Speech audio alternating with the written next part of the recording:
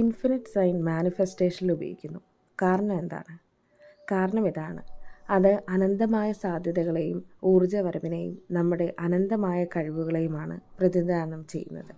Visualisation, meditation, affirmation എന്നീ manifestation ടെക്നിക്കുകളിൽ നമുക്ക് infinite sign use ചെയ്യാം. എന്തിനാണ് ഇൻഫിനിറ്റ് സൈൻ യൂസ് ചെയ്യുന്നത്? സമൃദ്ധി, ഐശ്വര്യം, നല്ല ലക്ഷ്യങ്ങൾ എന്നിവയെ ആകർഷിക്കുവാൻ വേണ്ടിയിട്ടാണ് നമ്മൾ ഇൻഫിനിറ്റ് സൈൻ യൂസ് ചെയ്യുന്നത്. സിമ്പൽ നിങ്ങൾക്ക് എവിടെ വേണമെങ്കിലും വരച്ചു വയ്ക്കാം. ഇത് സമൃദ്ധിയെയും ഐശ്വര്യത്തെയും സമ്പത്തിനെയുമൊക്കെയാണ് ഉദ്ദേശിക്കുന്നത്.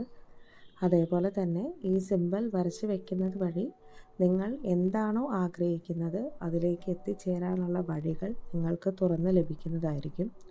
അതേപോലെ തന്നെ ഇപ്പോൾ നിങ്ങൾക്ക് വരച്ചു വയ്ക്കാൻ ബുദ്ധിമുട്ടാണ്, എന്നും വരയ്ക്കാൻ ബുദ്ധിമുട്ടാണ് എന്നുണ്ടെങ്കിൽ നമ്മൾക്കൊരു പെൻഡൻറ്റോ അല്ലെങ്കിൽ നമ്മളുടെ റിങ്ങിൽ ഈ ഒരു ഷേപ്പ് നമുക്ക് ഉണ്ടാക്കിയെടുത്തതിന് ശേഷം നമുക്കൊരു ആഭരണമായിട്ട് അല്ലെങ്കിൽ ജ്വല്ലറി ആയിട്ട് നമുക്ക് യൂസ് ചെയ്യാവുന്നതേ ഉള്ളൂ.